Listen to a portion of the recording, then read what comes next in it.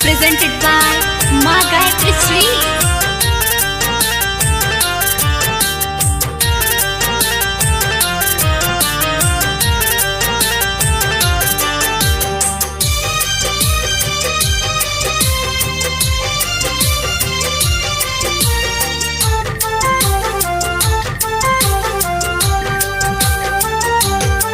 जाने कौन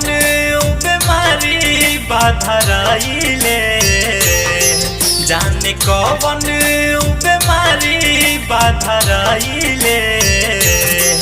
एगो पगली हमारा पागल बनाइले जाने कौन बीमारी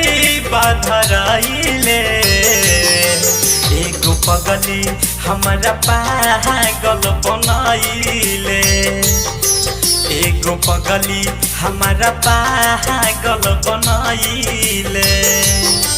हम कैसे रही मन लागे ना कहीं हम कैसे रही मनवा लागे ना कहीं जब से गोदी में वो हमारा सुताइले जाने कौन बीमारी बाधराइले एगो पगली हमारा पागल बनाइले जाने कौन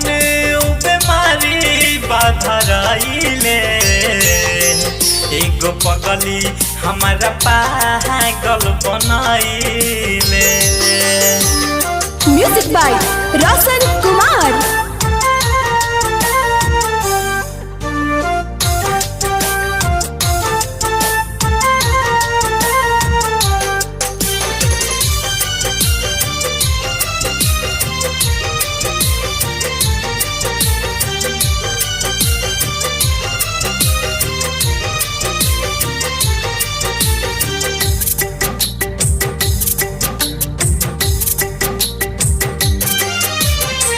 मीठी मीठी बतियाओ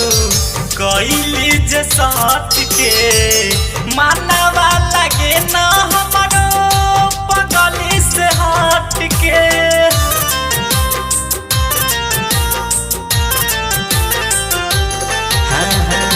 मीठी मीठी बतियाओ कैली जे साथ के मानवा लगे न हमारो से हट के मोर नैना के चैना चुराइले मोर नैना के चैना चुराइले एगो पगली हमारा पागल बनाइले एगो पगली हमारा पागल बनाइले।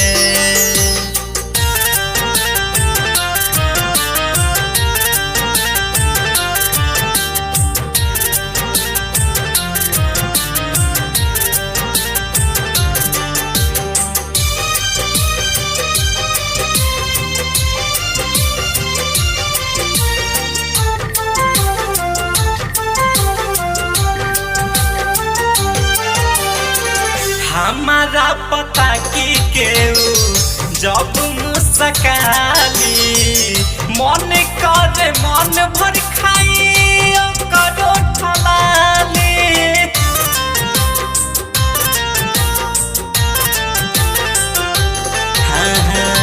हमारा पता की केहू जब मुस्काली मन करे मन भर खाई करो ठलाली हमरा हाथावा में जब से हाथ धइले हमरा हाथावा में जब से हाथ धइले एगो पगली हमारा पागल बनाइले जाने कौन बीमारी बाधराइले एगो पगली हमारा पागल बनाइले।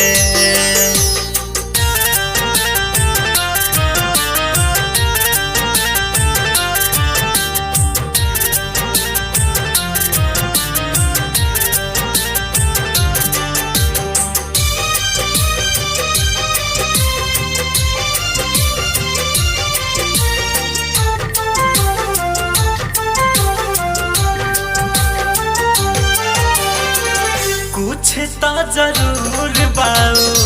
पगली में खास हो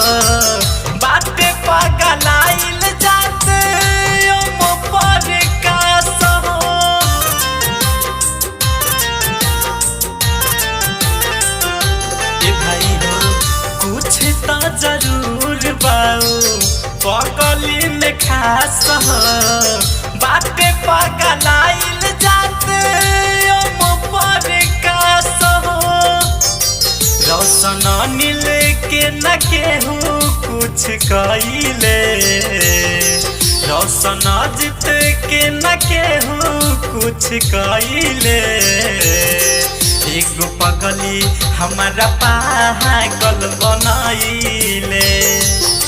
जाने कौन बीमारी बाधराइले एगो पगली हमारा पागल बनाइले। माँ गायत्री रिकॉर्डिंग स्टूडियो राजापुर सोनी बाजार सीतामढ़ी बिहार।